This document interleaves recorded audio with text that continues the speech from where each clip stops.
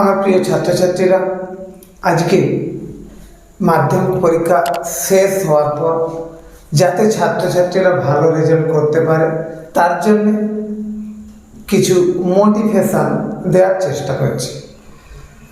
আমরা জানি শিক্ষা আনে চেতনা, চেতনা আনে বিপ্লব। তাহলে যদি আমাদের জ্ঞান বাড়ে, যদি আমরা নতুন কিছু শিখতে পারি, তবেই আমাদের চেতনা আসবে, আর সেই চেতনাটাই পরবর্তীকালে বিপ্লব আনবে। বিপ্লব কথার অর্থ হলো পরিবর্তন। তাহলে এই শিক্ষা আর চেতনা আর বিপ্লব, এই তিনটের সম্পর্ক খুব কাছাকাছি। তাহলে এই তিনটেকে কাজে লাগাতে গেলে কি করতে হবে? পরিশ্রমী সাফল্যের সোপান। অর্থাৎ প্রত্যেক ছাত্রছাত্রীর কাজ হবে পরিশ্রম করে নিজেকে তৈরি করা, আর শিক্ষকের কাজ প্রতিদিন একটু একটু করে তথ্য ছাত্রছাত্রীদের কাছে পৌঁছে দেয়। যদি শিক্ষক একদিন অনেক তথ্য পৌঁছে দেয়, মাধ্যমিকের যত সাবজেক্ট আছে সব সাবজেক্টের টিচাররা যদি মনে করে যে আজকে অনেক পড়াবো, একটা করে চ্যাপ্টার শেষ করব, তাহলে ছাত্রছাত্রীদের পক্ষে সেটা রেডি করাটা খুবই কষ্টের। তাই শিক্ষকের কাজ একটু একটু করে তথ্য ছাত্রদের কাছে বিতরণ করা। তাহলে ছাত্রের কাজ কী হবে? পরিশ্রম করে ওই বিষয়টাকে রেডি করা, তবেই সাফল্য পাওয়া যাবে। এর সঙ্গে সঙ্গে যদি মাধ্যমিকের বিষয়টা আমরা দেখি, হিস্ট্রি সাবজেক্টের ক্ষেত্রে আমাদের কিছু থিওরি অবলম্বন করতে হবে।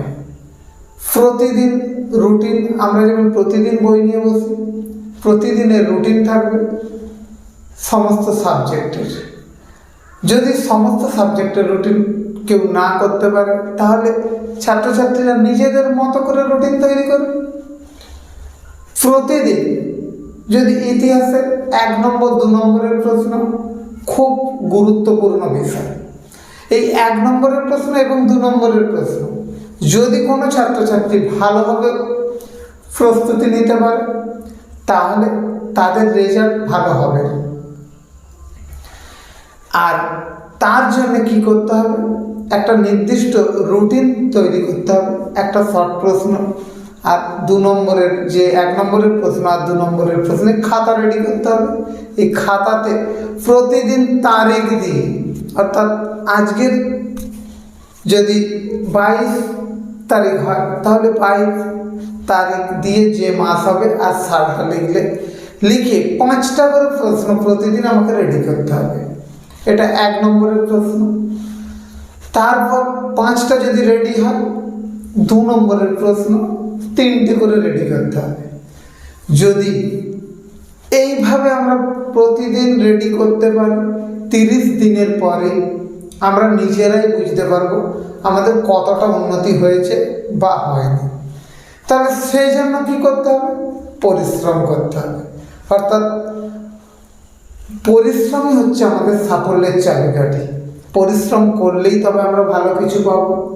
তুমি আজকে পড়াশোনার জায়গাটা আমি বলছি, যখন একটা প্লেয়ার মাঠে গিয়ে খেলাধুলা করে, তাকেও দীর্ঘদিন পরিশ্রম করতে হয়, তারপর একটা ভালো জায়গায় পৌঁছাতে পারে।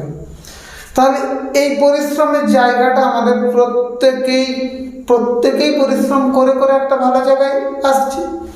তাই প্রত্যেকটা ছাত্রছাত্রীর কাজ হবে এই পরিশ্রম করে নিজেকে রেডি করা।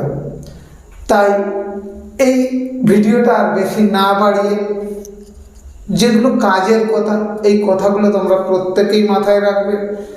আর সাফল্য পাওয়ার ক্ষেত্রে এই ভিডিওটা খুবই কার্যকরী হবে বলে মনে করছি। তাই এখানেই আমি এই ভিডিওটা শেষ করছি।